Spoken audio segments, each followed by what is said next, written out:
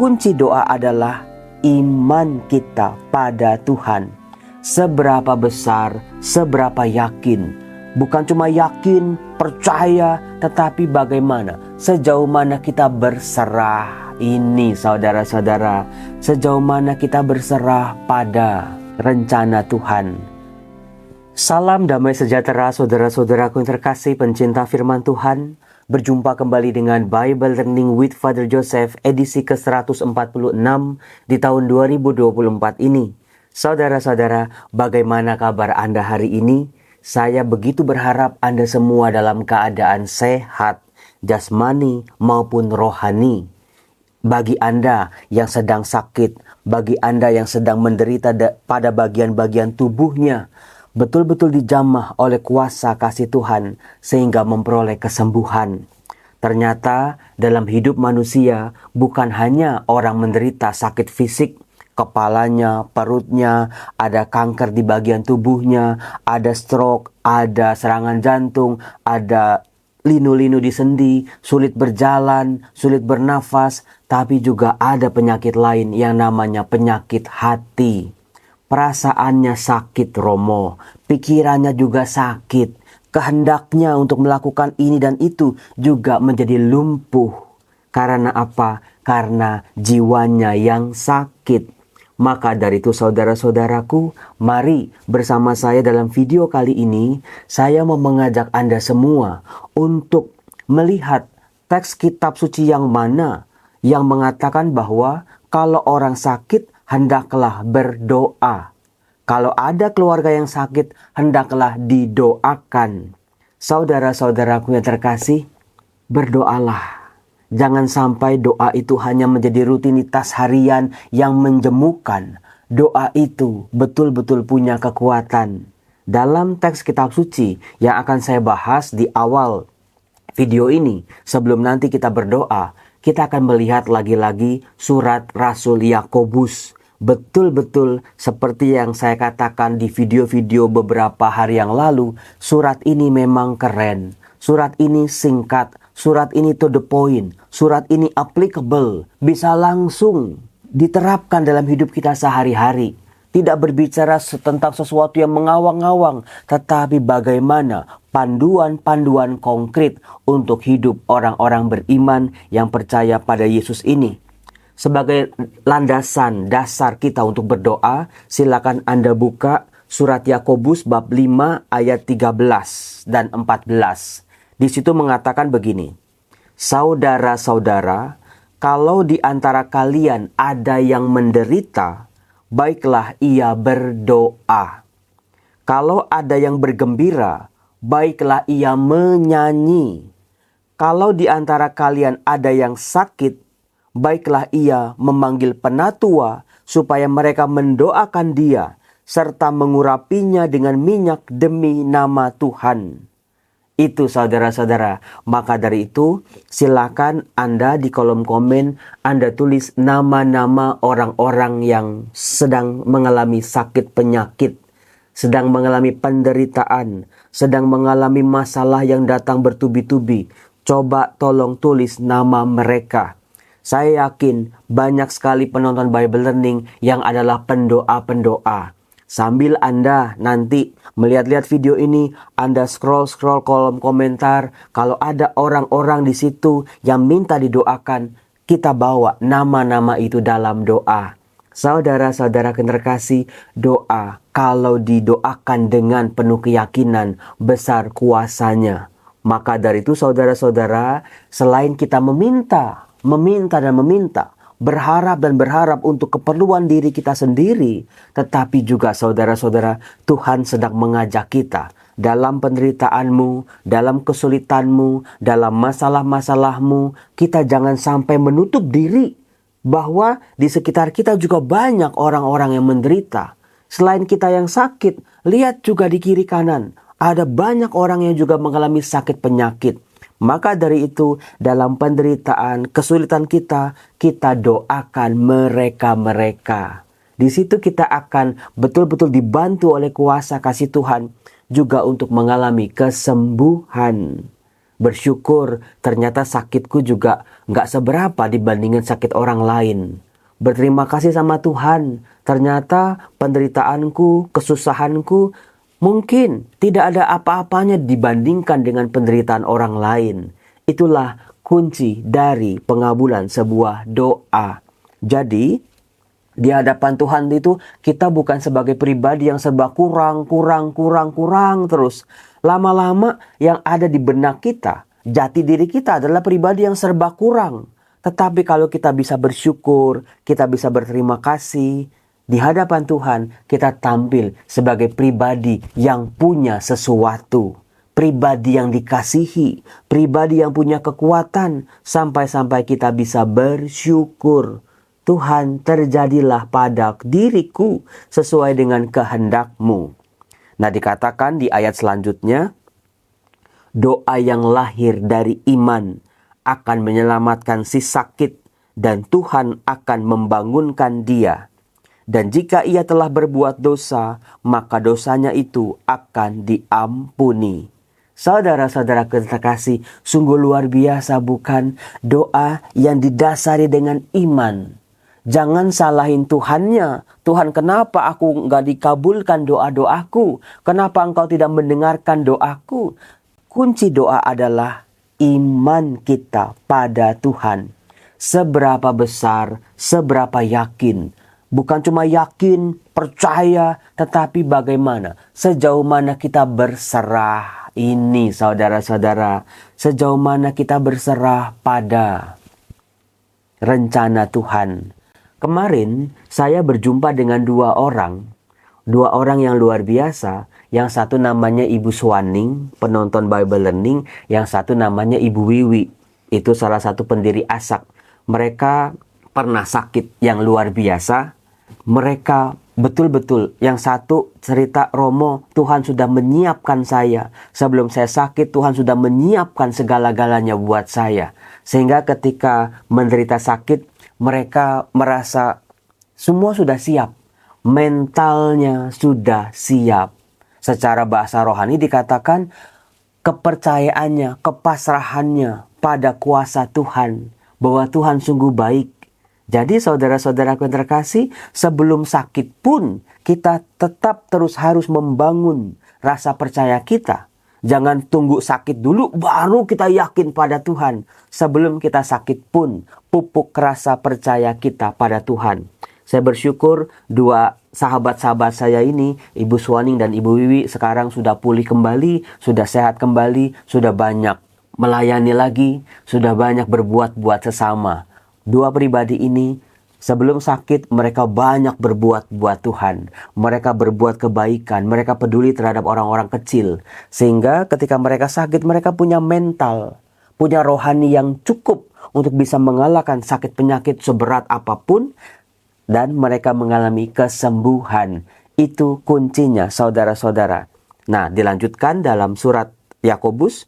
Karena itu hendaklah kalian saling mengaku dosa dan saling mendoakan. Nah, ini penting tadi sudah saya katakan, selain kita minta bersyukur dengan segala hal yang kita miliki, kita juga harus bisa saling mendoakan orang lain, saling mengaku dosa, kesalahan-kesalahan kita, minta maaf, berani mengakui kesalahan supaya kalian sembuh. Aduh Romo, ayat ini kok bener Romo bilang itu. Untung dikenalin sama Romo Yosef di Bible Learning ya. Surat Yakobus, hendaklah kalian saling mengaku dosa dan saling mendoakan supaya kalian sembuh. Ternyata itu dua kunci tentang kesembuhan dari sakit penyakit. Bisa jadi saudara-saudara, sakit penyakit fisik itu sangat erat kaitannya dengan jiwa kita. Kepahitan-kepahitan, pengalaman-pengalaman, masalah-masalah. Orang yang sakit mah mungkin bisa dikaitkan dengan orang yang banyak pikiran. Dia lagi banyak mikirnya, dia lagi resah, dia lagi kecewa, dia lagi takut, dia lagi marah, dipendem. Sehingga hormon-hormon atau bagian-bagian tubuhnya itu bereaksi sehingga menampilkan mah. Migrain juga begitu. Orang kena serangan jantung juga begitu. Orang yang stroke juga begitu. Orang yang kanker juga begitu. Ada sesuatu yang harus didamaikan dalam dirinya. Ada sesuatu yang harus dia terima dari masa lalu. Pesan-pesan penyakit itu sebetulnya adalah pesan-pesan dari masa lalu. Ada masa lalu yang belum selesai. Selesaikanlah. Itulah artinya saling mengaku dosa. Iya ya, aku salah. Aku minta maaf. Aku meminta ampun pada Tuhan dan juga pada orang-orang yang kita sakiti secara sengaja maupun tidak sengaja. Mampu memberi ampun, memberi maaf kepada mereka-mereka yang pernah menyakiti kita. Lagi-lagi kalau saya ngomong soal pengampunan, pasti ada yang nulis di kolom komen, "Gak gampang Romo, gak mudah Romo, melupakannya susah Romo." Memang gak mungkin untuk dilupakan saudara-saudara, tetapi pengampunan adalah kita melihat masa lalu dengan kacamata iman, kacamata percaya pada Tuhan. Melihat masa lalu, kembali ke masa lalu, bukannya mengulangi luka-lukanya, tetapi mampu melihat dengan kacamata kita sekarang yang sudah jauh lebih dewasa, sudah jauh lebih bertumbuh dalam iman, sudah punya relasi yang baik dengan Tuhan. Kita lihat lagi, oh ternyata orang tua saya dulu pilih kasih karena mereka mengalami keterbatasan ini dan ini. Oh sekarang aku ngerti. Misalnya, oh dulu tuh dia ngomong seperti itu, ternyata maksudnya nggak seperti itu misalnya. Ada begitu banyak saudara-saudara. Pengampunan itu kembali ke masa lalu dengan cara melihat kembali, memaknai kembali. Bukan untuk nyakitin kita kembali, tetapi melihat dengan kacamata baru. Itu saudara-saudara. Mungkin kalau nggak disakiti kayak gitu, aku nggak sehebat sekarang. Aku nggak sekuat sekarang. Maka hal-hal yang dulu menyakitkan bisa kita syukuri. Terima kasih Tuhan, aku boleh mengalami peristiwa-peristiwa itu. Itu TOPBGT-nya. Doa orang benar bila dengan yakin didoakan sangat besar kuasanya. Jreng-jreng Yakobus bab 5. Doa orang benar bila didoakan. Itu ada lagunya bukan? Doa orang benar bila didoakan dengan yakin besar kuasanya. Maka lagi-lagi sebelum kita menyalah-nyalahin Tuhan kenapa doa-doa kita belum dikabulkan. Udah hidup benar belum? Hidup benar bukan cuma karena kamera, karena ada orang yang melihat, karena mau dipuji. Tapi benar di hadapan Tuhan. Menjadi pribadi-pribadi yang takut akan Tuhan. Orang zaman sekarang polisi aja nggak ditakutin. Undang-undang peraturan aja nggak ditakutin. Tapi takut akan Tuhan. Maka bukannya kita nggak berani selingkuh, nggak berani berbohong, nggak berani berbuat salah gitu ya. Karena takut sama Tuhan. Tapi karena cintanya. Aku nggak mau menyakiti pribadi yang mengasihi aku sedemikian rupa. Yaitu Tuhan sendiri. Saudara-saudara terkasih, itulah dasar kita untuk berdoa. Mari kita bawa iman kita. Kita bawa rasa percaya kita. Kita bawa sesal kita atas segala dosa-dosa kita di masa lalu. Kita bawa juga kepahitan-kepahitan kita di masa lalu. Doakanlah orang-orang sakit di sekitar kita. Doakan juga, bawa dalam doa orang-orang yang menderita, termasuk penderitaan dan sakit penyakit kita. Mari saudara-saudara berdoa bersama saya. Dalam nama Bapa dan Putra dan Roh Kudus. Amin. Bapa, terima kasih. Bapa, terima kasih. Bapa, terima kasih. Terima kasih untuk semua rencana-rencanamu dalam kehidupanku. Terima kasih buat kebaikan demi kebaikan yang aku terima dalam hidupku. Kebaikan yang aku sadari maupun kebaikan yang tidak aku sadari. Kebaikan-kebaikan-Mu yang masih aku ingat sampai hari ini. Dan juga kebaikan-kebaikan-Mu yang mudahnya aku lupakan sehingga terlewatkan. Bapa, terima kasih buat rahmat-rahmat-Mu. Kebaikan-Mu sungguh nyata dalam kehidupanku. Kau topang aku, Kau tolong aku. Kau jadikan dirimu kekuatan bagi diriku. Teruslah ya Bapa, jadilah kekuatan dalam kehidupanku. Biar kakiku mampu melangkah dengan mantap dengan rasa percayaku ini. Terima kasih ya Bapa untuk keluarga. Terima kasih untuk pengalaman-pengalaman hidup. Terima kasih untuk semua yang aku miliki hari ini. Terima kasih aku masih boleh berdoa hari ini kepadamu. Terima kasih untuk segala hal yang baik yang terjadi dalam kehidupanku. Terima kasih juga untuk segala pengalaman-pengalaman pahit, pengalaman yang menyesakkan, pengalaman kegagalan, pengalaman kecewa yang aku alami akhir-akhir ini. Terima kasih Bapa untuk masalah demi masalah yang sedang aku hadapi ini. Terima kasih ternyata aku boleh kuat berhadapan dengan masalah ini. Syukur dan terima kasih ku persembahkan di awal doaku ini. Biarlah ini menjadi persembahan yang hidup dan berkenan di hatimu. Bapa yang baik, Engkau yang maha tahu. Engkau tahu apa yang aku pikirkan. Engkau tahu apa yang aku rasakan. Engkau tahu apa yang aku alami saat ini. Hutang piutang, masalah demi masalah, pekerjaanku, rumah tanggaku, dosa-dosaku, segala hal yang tidak berjalan sebagaimana mestinya, sakit penyakitku. Aku digerogoti oleh penyakit ini sekian lama yang sangat menyiksa aku. Bapa yang baik, seperti sebelum-sebelumnya, Engkau tolong aku dalam setiap masalahku. Kau ulurkan tanganmu setiap aku berseru kepadamu. Saat ini ya Bapa, anakmu ini mengakui dosa-dosaku di hadapanmu. Aku bersalah. Aku banyak melakukan kesalahan di hadapanmu. Secara sombong, aku angkuh. Aku bangga dengan kedosaanku. Aku sombong dengan kedirianku. Bapa, ampunilah aku orang berdosa ini. Seperti anak bungsu pulang ke rumah bapaknya, mohon ampun dengan segala ketidakpantasannya. Demikian sekarang diriku ya Bapa. Aku tidak pantas mendapat kasih sayang-Mu, tapi belas kasih-Mu ya Bapa melebihi segala dosa-dosa dan masalah-masalahku. Bapa yang baik, aku mohon kepadamu, jamahlah mereka yang sakit. Aku mohon kesembuhan buat mereka yang sedang menderita, mereka yang sedang terbaring sakit, mereka yang sedang situasinya tidak baik-baik saja, mereka yang sudah mulai melemah dan menua.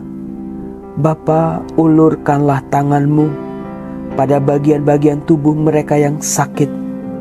Dalam kekuatan Putra-Mu Yesus Tuhan kami, dalam namanya kami berdoa. Dalam nama Yesus ada kesembuhan. Dalam nama Yesus ada pemulihan. Seperti Putra-Mu Yesus menyembuhkan orang-orang sakit di Galilea, saat ini anak-anak-Mu banyak yang menderita sakit. Bahkan tidak jarang mereka mengalami kesulitan biaya untuk berobat. Bapa yang baik, ulurkanlah tangan-Mu atas diri anak-anak-Mu ini. Mukjizat-Mu kami mohon, kami minta dan kami harapkan. Kuasa-Mu boleh terjadi. Kuatkan setiap hati dari orang-orang sakit ini. Beri kekuatan bagi mereka yang lemah. Kekuatan dalam nama Yesus. Kuasa nama Yesus yang menyembuhkan, mengusir roh-roh jahat, memulihkan, menjadikan segala-galanya baik. Yang tuli mendengar, yang bisu berkata-kata, yang lumpuh berjalan. Biarlah ya Bapa, kuasa dalam nama Yesus Putra-Mu boleh terjadi saat ini dalam kehidupan kami. Dengan penuh keyakinan kami berdoa dengan rasa percaya kami mau mendoakan orang-orang sakit di sekitar kami. Biarlah ada kesembuhan bila memang itu sesuai dengan kehendak-Mu. Bapa yang baik, mengalirlah kebaikan-Mu dari surga untuk masing-masing dari kami yang tunduk berlutut dalam doa-doa kami. Terima kasih Bapa. Terima kasih Kau mendengar doa-doa anak-anak-Mu ini. Terima kasih Kau pandang lagi kehinaan kami. Terima kasih Kau ulurkan tangan-Mu, belas kasih-Mu tercurah atas kami. Biarlah ada kesembuhan bagi orang-orang sakit. Kasihan mereka ya Bapa, kasihanilah mereka. Ampuni dosa-dosa mereka. Bagi sakit penyakit kami sendiri, Engkau yang paling tahu kapan kami harus sembuh, bagaimana kami bisa sembuh. Tunjukkanlah jalan keluar. Berilah cahaya kehidupan lagi. Dalam nama Yesus, ada jalan keluar bagi masalah-masalah kami. Biar Tuhan kami berjuang lagi. Kami tidak pernah berhenti menjadi orang-orang baik. Janganlah kami menyerah dengan masalah-masalah kami. Dalam nama Yesus, ada jalan keluar. Dalam nama Yesus, tercurahlah rahmat demi rahmat dalam kehidupan kami. Terima kasih ya Bapa, terima kasih atas doa-doa yang kami panjatkan hari ini. Terima kasih ya Bapa, terima kasih. Pujian, sembah kami, hanya kami haturkan kepadamu. Ajar kami untuk takut padamu, Engkau yang maha besar, Engkau yang maha mulia. Hidup kami di tangan-Mu, ciptakanlah kami sebagai manusia baru. Hembuskan kembali nafas-Mu dalam hidup kami, maka kami hidup. Kuasa Roh Kudus menyala kembali dalam hidup kami. Kekuatan dalam nama Yesus. Pulihlah kami, sembuhlah kami. Masalah kami satu persatu bisa kami selesaikan. Terima kasih Bapa. Dalam nama Yesus Putra-Mu kami berdoa. Amin. Tuhan bersamamu dan bersama rohmu. Semoga seluruh kehidupan kita dijamah oleh kuasa kasih Tuhan, ditopang, diberi kekuatan dan disembuhkan dalam nama Bapa dan Putra dan Roh Kudus. Amin. Saudara-saudara yang terkasih, mari kita menjadi insan-insan pendoa, agen-agen pendoa buat mereka yang menderita dan sakit. Salam, Tuhan berkati.